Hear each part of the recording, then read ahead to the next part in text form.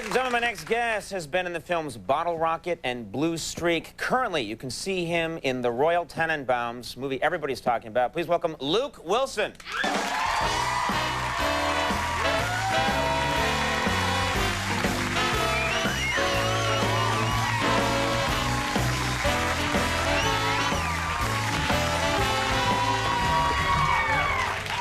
Thank you for being here, Luke. It's great to be here. Happy holidays. Yeah. Are you having a good time? I mean, it's pretty festive in Manhattan right now. It's incredible. Right. Are you having a good time out there? Have you been walking the streets? It's the best city in the country, the world, for that matter. Yeah.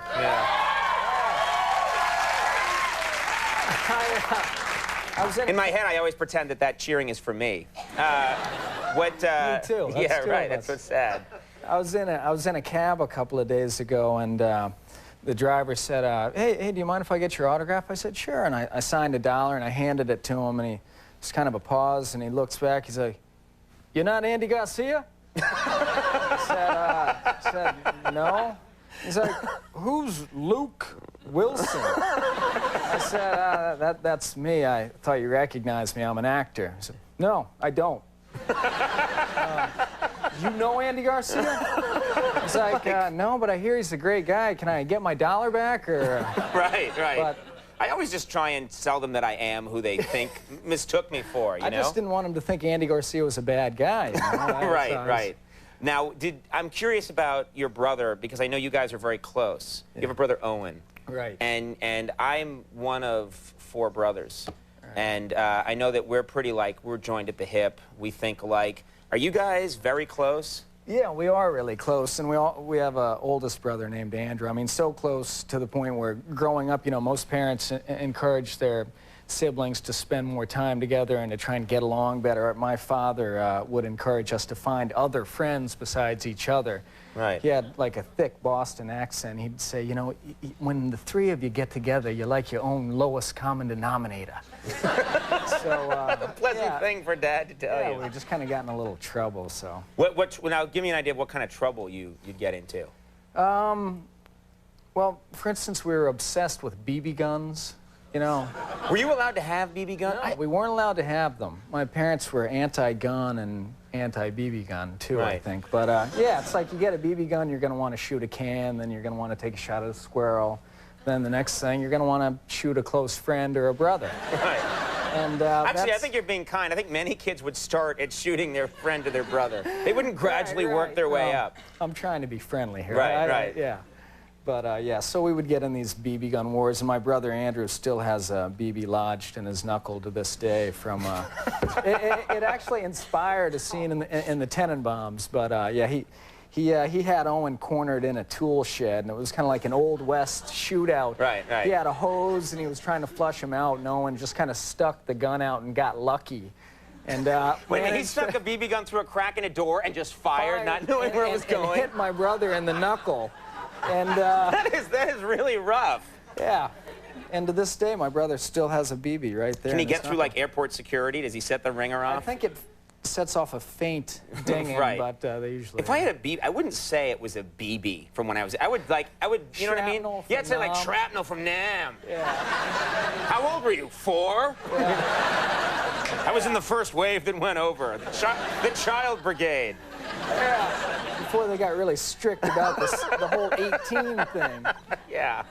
Now, one of my favorite movies of the last 5 years, and I'm not just saying this, is Rushmore. I love the movie Rushmore. Oh, and I know that you contributed a key line to that movie. Is that right? You're in the movie, but you also contributed a key piece of dialogue. Is that correct? I'm in the movie playing a doctor, and Owen and Wes had sent me the script when they finished it, and I read it, and I gave them like 2 pages of kind of notes and jokes. I love the script, but I just said, you know, if any of this works. And the one line I had was this line, "Oh, are they?" I played this doctor, and this kid says, "Hey, what are you wearing?" And he says, "These are OR scrubs." And the kid says, "Oh, are they?" And but it's a corny joke. Right. But he says it this way, like he thinks he's saying the cleverest thing in the world. Yeah, he does a great job with it. And like invariably, whenever somebody comes up to Owen or Wes Anderson, the director, they say, "Loved Rushmore," and "Oh, are they?" And they always kind of begrudgingly give me credit. And I say, "Guys, you had 2 pages of gold. 2 pages of what you called corny jokes that were actually You wanted the whole thing to just be corny jokes, right? I was like, subtle humor, you know, equals subtle laughs, which is, you know, no laughs. Right, right. I can tell you guys are getting along well. Yeah. He's going to shoot you with a BB soon. Tell us about the Royal Tenenbaums. As I said, just glowing reviews. People really love this movie. We have a clip. Just tell people a little bit of what the movie's about so we can have a context for it. It's about kind of a fictionalized New York family of each person is eccentric in their own way, and Gene Hackman and Angelica Houston are the parents. It's a great cast. Yeah, great cast. Bill Murray's in it, Ben Stiller, Gwyneth Paltrow, Danny Glover. And yeah, it's just kind of an odd story, and I play a kind of a fallen tennis hero. And I think that's what the clip has to do with. It's just about how this family's kind of disintegrated, and then they're trying to get back together. And you're a tennis star that kind of had a little bit of a breakdown, and we're sort of trying to get it together. I had a breakdown at the height of my fame and success. I kind of lost it all on the court. All right, let's take a look at this clip from the Royal Tenenbaums. It's a shame, isn't it? What? We probably had another good 2 or 3 years of competitive play in you. Probably. I had a lot riding on that match, you know, financially and personally. Why'd you choke out there that day, Bummer? Mr. Gandhi leads 40-15.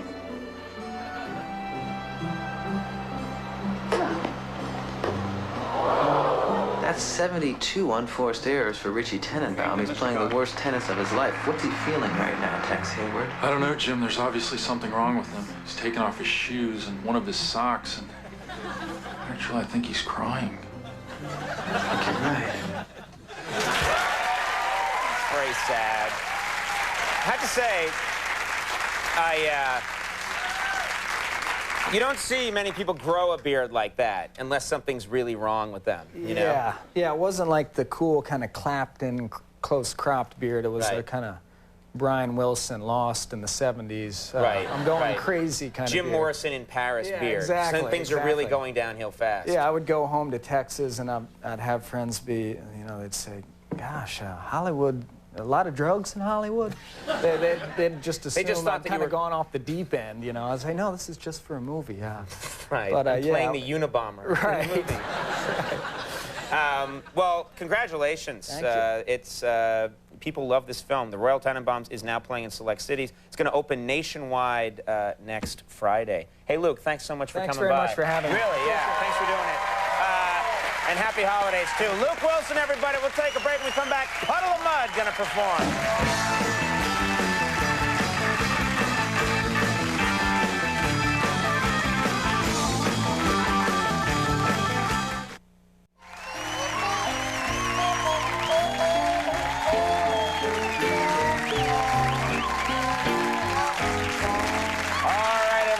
Our show doing anything. All my guests, Luke Wilson. Thanks a lot for coming. Appreciate it. Yeah.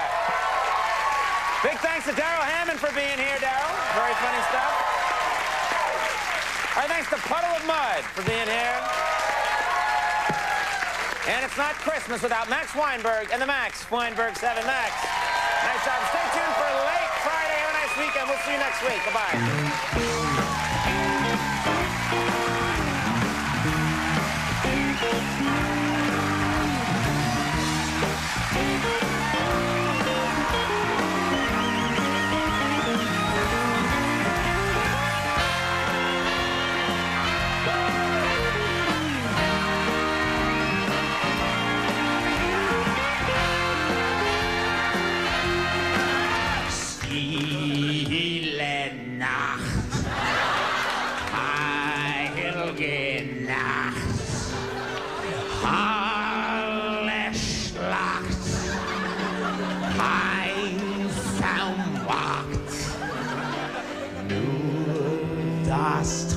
This is awful. I can't believe I have to come out and be interviewed by this moron.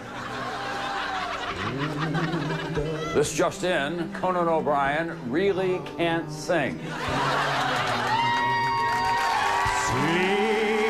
in